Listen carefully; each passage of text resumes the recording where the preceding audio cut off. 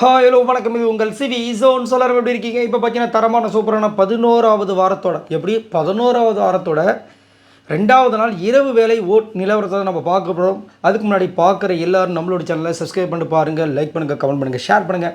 இப்போ வாங்க அந்த வீடியோக்குள்ளே போகலாம்.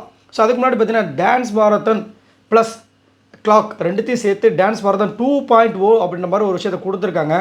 வேறு லெவலில் வெறித்தனமாக இருக்குது அந்த டாஸ்க்கு. இந்த டாஸ்கில் இப்போ வரைக்கும் பார்த்தீங்கன்னா பார்வதி அண்ட் கோ, அதாவது கனியாவங்க கமர்தனில் இருக்கிற டீம் வந்து 2 பாயிண்ட்டும், அதுக்கப்புறம் நம்மளுடைய இவங்க அமித் டீம் 2 பாயிண்ட் வாங்கியிருக்காங்க. இன்னும் ஒரு டாஸ்க் ஒரு ரவுண்டு மிச்சம் இருக்குதுன்னு நினைக்கிறேன். யார் வின் பண்ண போகிறாங்கன்னு தெரியல. ஆனால் சூப்பராக வந்து அமித் டீமாக இருந்தாலும் சரி, நம்ம பார்வதி டீமு, எல்லா டீமுமே ரொம்ப அழகாக வந்து பர்ஃபார்மன்ஸ் பண்ணாங்க. உங்களுக்கு எந்த டீமோட பர்ஃபார்மன்ஸ் ரொம்ப பிடிச்சிருந்து சொல்லுங்கள். அதுலேயும் டான்ஸ் பர்டிகுலராக இவங்களோட டான்ஸ் எனக்கு ரொம்ப பிடிச்சிருந்தா நீங்கள் யார் சொல்லுவீங்க? எனக்கு வந்து நம்ம கண்டிப்பாக சாண்ட்ராவையும் சுபிக்ஷாவையும் கண்டிப்பாக சொல்லுவேன். மற்றபடி நீங்கள் உங்களோட கருத்துக்களை சொல்லுங்கள். ரெண்டாவது பார்த்தீங்கன்னா, இப்போது முன்னாடிலாம் வந்து சும்மாவே ரூமர் கிளப்புவாங்கள்ல, இந்த மாதிரி பார்வதி வந்து வெளியே அனுப்ப போகிறாங்க, பார்வதிக்கு வந்து பிரச்சனை இருக்குது அப்படின்னு. அது எனக்கு என்னமோ முன்னாடி ரூமராக வந்து நிறைய பேர் சொல்லிகிட்டே இருப்பாங்க, அது ஒரு வீடியோ போடுவாங்க. பட் உண்மையிலே இருக்கிறதுக்கு வாய்ப்பு இருக்கோ அப்படின்ற மாதிரி எனக்கு தோணுது. ஸோ அதை பற்றியும் பார்க்கலாம். ஸோ இப்போ வாங்க அந்த வீடியோக்குள்ளே போகலாம். அதே மாதிரி வந்து ஃப்ரீஸ் டாஸ்க்குன்னு ஒரு விஷயத்தை வேறு கொடுத்துருக்காங்க. ஃப்ரீஸ் டாஸ்க், அதாவது அடுத்த வாரம் ஃப்ரீஸ் டாஸ்க் வரப்போது. இந்த டாஸ்கில் எந்த டீம் வின் பண்ணுறாங்களோ அதில் ஒருத்தரோட ஃபேமிலி வந்துட்டு அதில் ஒருத்தருக்கு வந்து ஃபேமிலி 24 மணி நேரம் தங்கலான்னு சொல்லிட்டு பிக் பாஸ் ஒரு பெரிய விஷயத்தையும் கொடுத்துருக்காரு. யாருக்கு அந்த வாய்ப்பு கிடைக்குதுன்னு பார்க்கலாம். ஆனால் நிறைய பேர் என்ன சொல்கிறாங்கன்னா, நம்ம சாண்ட்ரா டீம் தான், அந்த டீம் தான் வின் பண்ணி பிரச்சனை உள்ளே கொண்டு வரதுக்கு தான் பிளான் பண்ணுறாங்கன்ற மாதிரி கருத்து சொல்கிறாங்க. உங்களோட கருத்தையும் சொல்லுங்கள். இப்போ வாங்க அந்த அனலைசிஸ் வீடியோக்குள்ளே போகலாம். ஃபர்ஸ்ட் ப்ளேஸில் யார் இருக்கா அப்படின்னு பார்த்தீங்கன்னா திவ்யா இருக்காங்க. இவங்க எவ்வளோ ஓட்ஸ் வாங்கியிருக்காங்க அப்படின்னு பார்த்தீங்கன்னா 54,725 ஓட்ஸ் வாங்கியிருக்காங்க. ஓட்டிங் பர்சன்டேஜ் பார்த்தீங்கன்னா 22.1 இருக்குது. ஸோ திவ்யா கண்டிப்பாக வந்து ஒரு தரமான ஒரு போட்டியாளர் தான், அது மாற்றுக்கிறது கிடையாது. அவங்களுக்கு ஃபேன்ஸ் இருக்காங்க, அதெல்லாம் ஓகே. பட் இந்த பிக் பாஸ் கேமில் அவங்க என்ன பண்ணுறாங்கன்ற விஷயங்கள் நம்ம ஒத்து பார்க்கணும். அதே மாதிரி சாண்ட்ராக்கும் இவங்களுக்கும் ஒரு பெரிய ஒரு கிளாஷ் ஒன்று போயிட்டுருக்கு. அந்த கிளாஷால் வந்துட்டு ஒன்று சேரணும்னு நினச்சி ஒரு நடக்கல, ஒரு சம்பவம் நடக்கும்ல, அந்த மாதிரி வந்து இன்றைக்கி வந்து அவங்க டீமே வந்துட்டு சாண்ட்ரா திவ்யா ஒரே டீமில் வந்திருக்கு. இதை வந்து பிக் பாஸ் வந்துட்டு முடிச்சு போடல, அவங்களுக்கு நடந்திருக்கு. ஸோ இதன் மூலமாக அவங்களுக்கு கிளாரிஃபை பண்ணுறதுக்கு ஒரு சான்ஸ் இருக்குது. அதை 2 பேரும் பண்ணுவாங்களான்றதை நான் ரொம்ப எதிர்பார்க்குறேன். ஏன்னா திவ்யா வந்து நிறைய இடங்களில் வந்து சாண்ட்ரா எனக்கு வேணும், சாண்ட்ராவோட நட்பு வேணும் அப்படின்லாம் பேசியிருக்காங்க. ஆனால் குத்துன விஷயங்கள் தான் இப்போ வந்துட்டு திவ்யா சொல்லியிருக்காங்க, சாண்ட்ராவில் திவ்யா சொல்லியிருக்காங்க. ஆனால் திவ்யா வந்து சாண்ட்ராவை குத்துனதுனால தான் இவங்களுக்கு உள்ள ஒரு கோவம், நிறைய விஷயங்களும் சொல்கிறாங்க. பார்க்கலாம். உண்மையிலேயே வந்துட்டு அவங்களுக்கு சாண்ட்ரா வேணும் அப்படின்னா இந்த ஒரு டாஸ்க்கை சான்ஸாக யூஸ் பண்ணி அவங்க பழகுவாங்க. அது மூலமாக நம்மளுக்கு திவ்யாவோட விஷயங்களும் தெரியும். ரெண்டாவது பிளேஸ் பார்த்தீங்கன்னா கமருதீன் இருக்கார். இவர் எவ்வளோ ஓட்ஸ் வாங்கியிருக்காரு அப்படி பார்த்தீங்கன்னா 32,245 ஓட்ஸ் வாங்கியிருக்காரு. ஓட்டிங் பர்சன்டேஜ் பார்த்தீங்கன்னா 11.98. ஸோ கமருதீன் எப்பயுமே பார்த்தீங்கன்னா அவருக்கு ஓட்டு வரும், இல்லைன்னு சொல்லவே முடியாது. ஆனால் விஜே பார்வதியோடு எப்பயுமே கம்மியாக அவங்க வரும், எப்பயுமே 4வது 5வதுலாம் போயிருக்காப்புல. ஆனால் இந்த டைம் பாருங்கள் செகண்ட் பிளேஸ்லேயே இருக்கார். அது எப்படி யோசிச்சு பாருங்கள். அது மட்டும் இல்லாமல் கமருதீன் சூப்பரான ஒரு கேம் கொடுக்குறாரு கேட்டிங்கன்னா, போன வாரமும் இந்த வாரமும் பெருசாக இல்லை, அதாவது நம்பிக்கையற்ற தலைமையை தான் அவர் கொடுக்குறாரு. ஏன்னா விஜே பார்வதிக்கு ஒரு, அதாவது பனைமரத்தில் ஒரு குத்து, தென்னைமரத்தில் ஒரு குத்துன்ற விஷயத்தை தான் பண்ணிட்டு இருக்காரு. காலையில் பார்த்தா விஜே பார்வதி கிட்ட வந்து ஹோப் கொடுக்குறாரு, நம்ம மேரேஜ் பண்ணுற விஷயங்கள் வரைக்கும் பேசுகிறாரு. கொஞ்சம் அப்படியே கட் பண்ணி இன்னொரு ஷார்ட்டை பார்த்தீங்கன்னா அங்கே வந்துட்டு இந்த அரோரா கிட்ட வந்துட்டு கடலை போட்டுட்ருக்காரு. இப்போ எப்படி இது புரியுதுங்களா? ஸோ கமருதீனோட நிலைமை சரி, அதாவது அந்த ஒரு விளையாட்டு வந்து கேம் வந்து மாதிரி 2 பொண்ணுங்களை வச்சு பிளான் பண்ணி இந்த ப்ளே பண்ணுறது பார்த்தீங்களா, அது வந்து ரொம்ப மட்டமாக இருக்குது. அதை கண்டிப்பாக அவர் மாற்றிக்கணும். அது மட்டும் இல்லாமல் அரோரா முன்னாடி விஜே பார்வதியை கலாய்க்க மாட்டார், அதாவது பெருமையாக சொல்ல மாட்டார். ஆனால் விஜே பார்வதி முன்னாடி அரோரா வந்துட்டு பெருமையாக சொல்கிறதும் அந்த ஒரு சில விஷயங்கள் பண்ணுறதும் தொடர்ச்சியாக பண்ணிட்டு இருக்குது. இது நல்லா நோட் பண்ணிங்களான்றதை சொல்லுங்கள். ஸோ இதை எப்படி நம்ம எடுத்துக்க முடியும்? ஏன்னா ஃப்ரெண்டு முன்னாடி லவர் மாதிரி அது மாதிரி சொல்ல மாட்டாராம், ஆனால் லவர் முன்னாடி ஃப்ரெண்டை வந்துட்டு ப்ரைஸ் பண்ணி சொல்லுவாங்களாம். எப்படிங்க இது?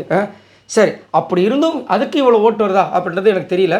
ஆனால் கமருதீன் தயவு செஞ்சு மாற்றிக்கணும். ஏன்னா கனி வந்து இவரை வந்து வெளியே அனுப்பணும்னு பிளான் பண்ணும்போது விஜே பார்வதி அவர் இருக்கட்டும், ஆதரியை வெளியே அனுப்புவோம், போய் கலாய்க்கிறதுக்கு அப்படின்ற மாதிரி சொல்லி, ஏன்னா அவரோட பர்ஃபார்மன்ஸ் இங்கே தேவை அப்படின்ற மாதிரிலாம் பண்ணுறாங்க. என்ன பண்ணுறது? 3வது பிளேஸ் பார்த்தீங்கன்னா பார்வதி இருக்காங்க. இவங்க எவ்வளோ ஓட்ஸ் வாங்கியிருக்காங்க அப்படி பார்த்தீங்கன்னா 29,668 ஓட்ஸ் வாங்கியிருக்காங்க. ஓட்டிங் பர்சன்டேஜ் பார்த்தீங்கன்னா 11.98. இப்போ தான் ஃபர்ஸ்ட் டைம் 3வது பிளேஸ் நான் பார்க்குறேன். ஏன்னா ஸ்டார்டிங்லேருந்து பார்த்தீங்கன்னா இந்த பொண்ணு வந்து 2வது பிளேஸ் மெயின்டைன் பண்ணுவாங்க, 3வது பிளேஸ் மாறி மொத்தமாக இருந்தால் 3வது பிளேஸ் வருவாங்க. அப்புறமா தொடர்ச்சியாக கடைசியாக ஒரு 6 வாரங்கள் பார்த்தீங்கன்னா 2வது பிளேஸ் மட்டும்தான் பார்வதி.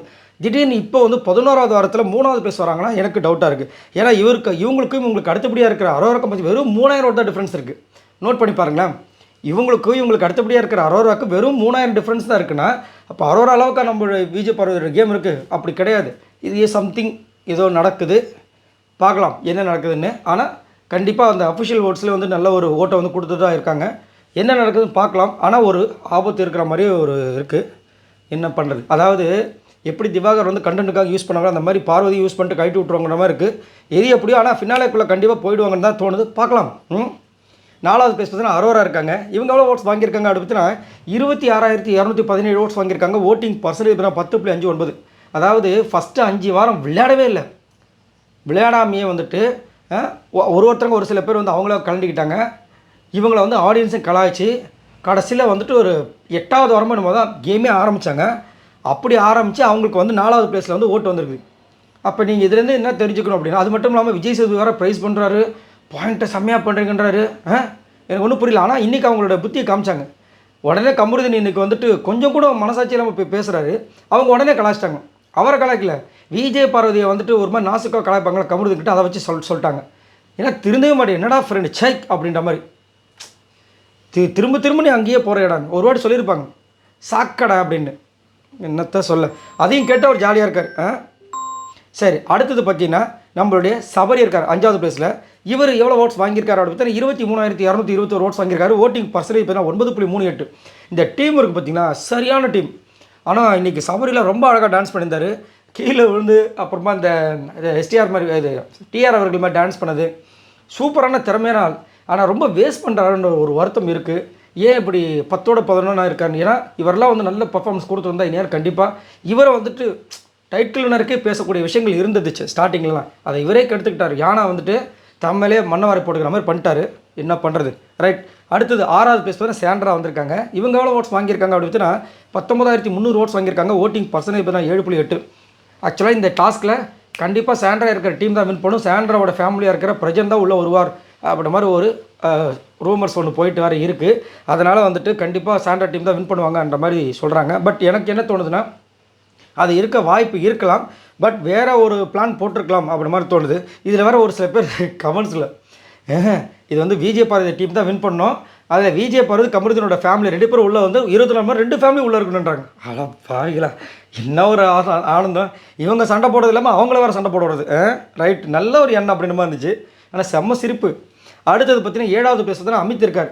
இவர் எவ்வளோ ஓட்ஸ் வாங்கியிருக்காரு அப்படின்னு பார்த்தீங்கன்னா 14,094 ஓட்ஸ் வாங்கியிருக்காரு. ஓட்டிங் பர்சன்டேஜ் பார்த்தீங்கன்னா 5.69. ஃபஸ்ட்டு ரவுண்டு வின் பண்ணதுக்கு முக்கிய காரணமே அமித் தான். சூப்பராக அந்த கால்குலேஷனை வந்துட்டு அந்த கிளாக்கு அப்படி பண்ணுறது அழகாக கணிச்சு சூப்பராக பண்ணார். ரொம்ப அழகாக வந்துட்டு அந்த டைமிங் வந்து அச்சீவ் பண்ணாங்க. ரொம்ப அழகாக இருந்துச்சு. ஆனால் 2வது இதில் வந்து நல்லா கோட்டை விட்டாங்க. இருந்தாலும் ரொம்ப நல்ல மனிதன், தங்கமான மனிதன். ஓகே, 8வது பிளேஸ் பார்த்தீங்கன்னா எஃப்ஜே வந்திருக்காரு. இவர் எவ்வளோ ஓட்ஸ் வாங்கியிருக்காரு அப்படி பார்த்தீங்கன்னா 13,844 ஓட்ஸ் வாங்கியிருக்காரு. ஓட்டிங் பர்சன்டேஜ் பார்த்தீங்கன்னா 5.59. ஸோ எஃப்ஜே கண்டிப்பாக வந்துட்டு ஒரு திறமையான ஒரு போட்டியாளர் தான், அது மாட்டுக்கிட்டு கிடையாது.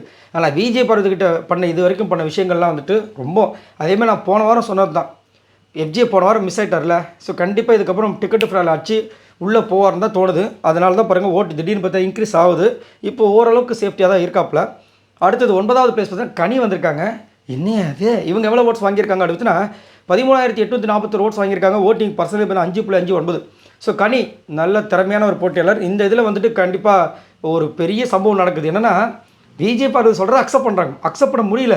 அந்த பொண்ணுக்கிட்ட மட்டும் தோற்றுவே கூடாது, அந்த பொண்ணு சொல்கிறத கேட்கவே கூடாது இருந்தவங்க ஒரு சில நேரங்களில் அதாவது கமருதீனை ஒதுக்கிடலாம் அப்படின்னு சொன்னாங்க. இவங்க விஜய் பார்வதி இல்லைங்க, வெளியே போனால் நம்மளுக்கு தான் பிரச்சனை, ஆதிரியை வந்து வெளியே வச்சு செய்யலாம், ஆதிரியை வந்து கலாய்க்கட்டும், நம்ம வந்து கமருதீன் இங்கேயே வச்சு பிளான் பண்ணுவோன்னு சொன்னோடனே ஓகேன்னு ஒத்துக்கிட்டாங்க. அவங்க 2 பேரும் அந்த காம்பினேஷன் நல்லாயிருக்கு. எவ்வளோ தூரத்துக்கு போகுதுன்னு பார்க்கலாம். அடுத்தது 10வது பிளேஸ் பார்த்தீங்கன்னா சுபிக்ஷா இருக்காங்க. இவங்க எவ்வளோ ஓட்ஸ் வாங்கியிருக்காங்க அப்படி பார்த்தீங்கன்னா 13,775 ஓட்ஸ் வாங்கியிருக்காங்க. ஓட்டிங் பர்சன்டேஜ் பார்த்தீங்கன்னா 5.56. ஸோ சுபிக்ஷா ரொம்ப கஷ்டம் இந்த வாரத்தை தாண்டுறது. ஏன்னா கரெக்டாக பாருங்கள் 2வது நாள் வந்துட்டு 10வது பிளேஸ் வந்து நிற்கிறாங்க. ஆனால் ஓட்டு வந்துட்டு ஓரளவுக்கு வருது, அது வந்து மாற்றுக்கிறதே கிடையாது. சுபிக்ஷா கிட்ட ஒரு சில விஷயங்கள் எதிர்பார்க்குறாங்க. அதேமாதிரி இது வரைக்கும் பெருசாக வந்துட்டு நெகட்டிவிட்டி வாங்காத ஒரு கண்டஸ்டன்ட்னா அது சுபிக்ஷா மட்டும்தான்.